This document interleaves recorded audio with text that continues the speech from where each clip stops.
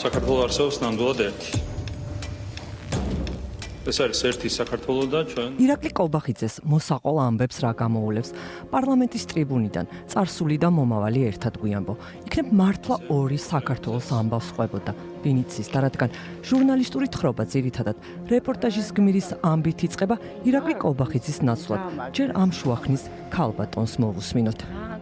საწოდავად მოგდებული პენსია ეყოფა ვინმეც არავის არ ყოფნის რა ქნას ხალხმა ვის მიმართოს აი ვის უნდა მიუმართოთ თქვენ რა ვისეთ ნორმალური მთავრობა როგორ ყოლება აი მას უნდა მიმართოთ ხო ნუ ეს ორი საქართველო რასაკვირველია მხატვრული სახეა გააჩნია როგორ შეხედავ შეიძლება დაინახოს ორი შეიძლება ვერ დაინახო მე სამწუხაროდ ვხედავ ძირითადი ამოსავალი არის ადამიანი მისი ღირსება და ეს ჩვენ გვაერთიანებს ევროპასთან.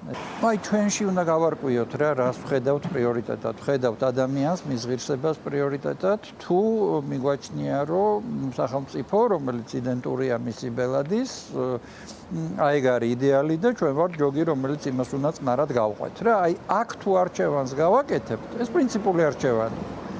ნომინალური ეკონომიკა გაიზარდა დაახლოებით 10%-ით, ცოტა მეტით და დაახლოებით მსგავსი მაჩვენებლით გაიზარდა პენსიებისთვის გამოყოფილი თანხის მოცულობაც. ეს ნიშნავს რას, რომ ჩვენ ვრჩებით პრიორიტეტის ერთგულივ. და ეკონომიკის ზრდასთან ერთად ზრდით შესაბამისი პროპორციით პენსიებს. ნომინალურად 20 ჯერ გაზრდილი ეკონომიკის ფონზე, რომელსაც ირაკლი კოლბახიძე პარლამენტის ტრიბუნიდან გვიამბობს, ქვეტექსტების მიღმა გვაინტერესებს, ნეტავ რატომ არ აისახება ასე საამაყო ეკონომიკური ზრდა მოქალაქეებზე. როდესაც სახელმწიფო იმართება ავტორიტარულად, როდესაც ჩვენ გვაქვს კორუფცია და ეს მათ მიერვე არის აღიარებული, ხო რომ წინა პრემიერ-მინისტრი უსაფრთხოების ყველა იყო კორუფცია, ძალიან ბევრი ადამიანი მაღალ თანამდებობის პირი იყო კორუფციაში. კორუფციულ სახელმწიფოებში ფული რომ შემოდიოდეს, ეს ილექება მხოლოდ გარკვეული ელიტის ჯიბეებში. ამიტომ ვერ გრძნობენ ვერც თქვენი რესპონდენტები, ვერც ის ადამიანები, ვისაც ყოველდღიურად ხვდებით. არსებობს ორი საქართველო, ერთი რომელიც კარგად ცხოვრობს ფუფუნებაში და შეიძლება ძალიან შორს არის მისგან ის პრობლემები, რაც არის მოსახლეობაში და არის მეორე მხარე მოქალაქეები, რომლებიც ვერ გრძნობენ ვერც ბჭყალებში ამ არნახულ ეკონომიკურ ზრდას და გრძნობენ ფასების ყოველდღიურ ზრდას. სოლოლაკის თბილისურ ეზოებში ვიარეთ. კოლბახიძე საოკუპაციო ხაზის არ იყოს, არც ამ ეზოებში იქნება ნამყოფი. არც 32 წლის წინ სოხუმიდან წამოსულ ქალს არ იცნობს, რომელმაც ომის მერე ახალი ცხოვრება დაიწყო და მის პატარა ეზოში ის ყვავილებია, რომლებსაც სოხუმის ეზოში ულიდა. სოხუმის შემდეგ აი ჩვენი დროებით თავშესაფარია ეს გახდა. სახლად იქცა კი, ნუ ახლა აბა 30 წელი აქავარ და 28-ს ვიყავით სოხუმიდან რო გადმოვედით, მეტი წელი აქ მომიწია ცხოვრება, სახლად იქცა კი. როგორ ცხოვრება გაქვს, როგორც დევნილს, როგორც პენსიონერს? ნუ როგორც ყველას. საშუალო. შვილები იზრდებიან და ესე ვარ. ვიცი გავს ეს ეზო სოხუმს? არა გავს არაფერს, მაგრამ იძულებული ხარ შეეწყო ყველაფერ ამას. სადაც არ უნდა შეიხედოთ და საერთოდ არ უნდა წახვიდეთ, ყველგან საშუალო ან მძიმე ყოფაა.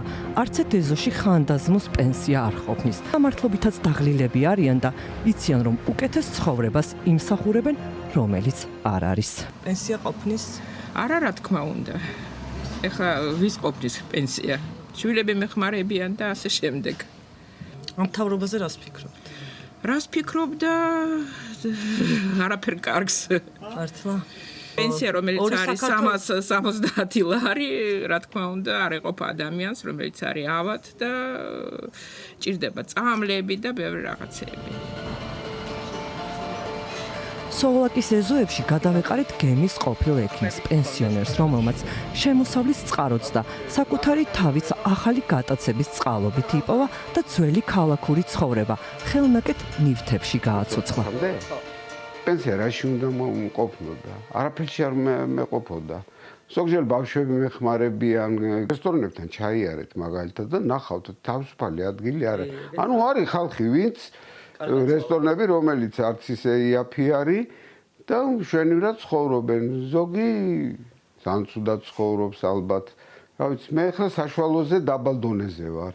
ჩემი ნაკეთობები ბევრად ბევრი, ზოგიერთ ნაკეთობას 2-3 დღეს ერთ კვირას ვანდომებ ზოგიერთ და ისე უყურებენ, იცით, თვითონ ეს არაფერი. რა თქმა უნდა, მთელი რიგი გვერდითი მოვლენებიც არის დაკავშირებული ევროკავშირის გაწევრიანებასთან. მაგალითად, ქვეყანა შეიძლება მოუწიოს უარი თქვას რიგ თავისუფალი ვაჭრობის შეთანხმებებზე, ვიზუმ მიმოსვლაზე, ეს პირდაპირ აისახება ბუნებრივია იმპორტ-ექსპორტზე, აისახება ტურიზმზე და ამ შემდეგ. თუმცა მთლიანობაში შეიძლება ამ ყველაფრის დაბალანსება სავარაუდოდ. საქართველოს არის პირველ ადგილზე ყველა ქვეყანას შორის. რო ავიღოთ ის ქვეყნები, რომლებიც 2003 წელს გახდნენ ევროკავშირის წევრები. ირაკლი კობახიძის წლიური ანგარიშის არ იყოს მთელი წელი შაბათის ფორმულას კამერით, სადაც არ წავედით უკიდურესი გაჭირვება, გაძვირებული ცხოვრება დაგხვდა. ბოლო წლებმა იმაზეც დაგვაფიქრა და ესეც ქვეტექსტების გარეშე.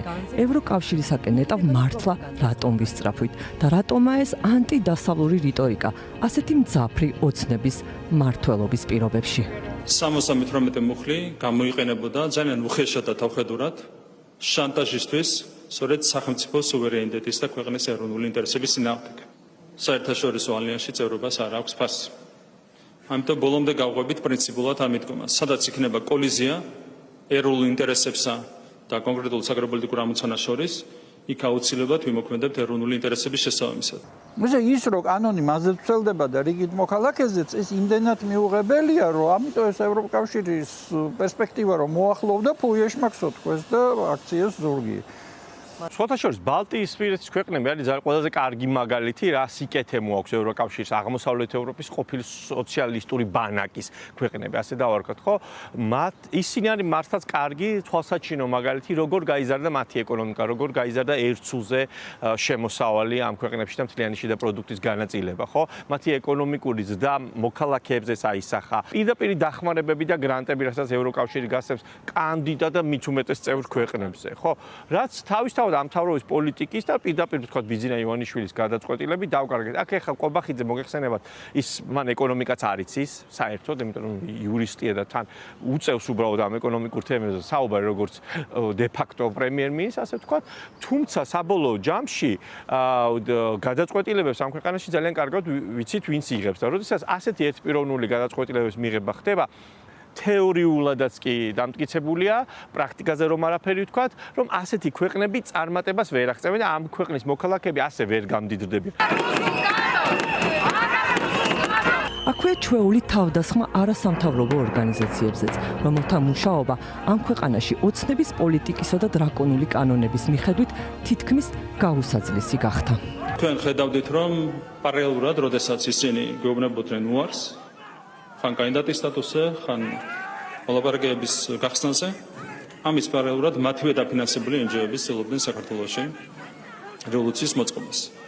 ამის წინააღმდეგ ჩვენ მოგვიწია გამჭვირვალობის კანონის და გრანტების კანონის მიღება და ამაზეც გახსოვთ რა რეაქცია ჰქონდათ და რამხელა სიცრუე გაავრცელეს. უფლებადაცვით ორგანიზაციებზე თავდასხმით თუ ვინმე სიანი ადგება, პირველ რიგში, რა თქმა უნდა, ეს არიან ის სუბიექტები, ვინც დაცვას საჭიროებენ უფლებადაცვითი ორგანიზაციების მხრიდან და ვისი ხმაც რეალურად იქნება გაუჟღერებელი, ვისი უფლებებიც იქნება დაუცველი და ვინც იქნებიან რეალურად დატოვებული აი ამ ძალმომრეობის წინაშე, თუ კი უფლებადაცვითი ორგანიზაციები ამ ქვეყანაში საკუთარ საქმიანობას ვეღარ გააგრძელებენ და ფაქტი არის ის, რომ დღეს არსებულ რეალობაში ჩვენთვის ყოველდღიური საქმიანობა მართლაც ხდება ყოველდღიური ბრძოლა.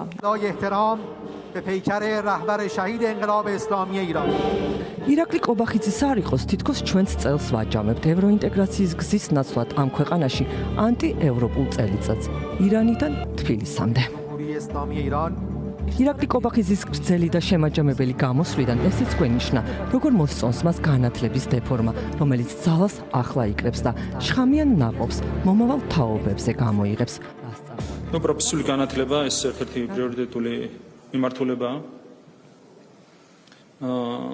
ზოგადად განათლების სფეროში გვჭირდება სტრუქტურული ცვლილებები. ჩვენ თუ შევხედავთ ისე, რომ აი სახელმწიფოს როგორ უფრო მოეხერხება, რომ განათლება იყოს აწყობილი. იაფი მუშახელისთვის, იგივე ტვინის გარეცხვისთვის იმისთვის რომ ნიჭიერი ახალგაზრდა ან გააგდო ქვეყნიდან და ან რაღაცა მარწუხებში მოაქციო ხო თავისუფლად მოაზროვნე პროფესორი ან გააგდო ან ალაგმო ან მოტოკო ხო რაღაცნაირად ეს არის ესექო ხო თუ ეს არის პრიორიტეტი მაშინ პრინციპში ყველაფერს სწორად ჩვებიან რა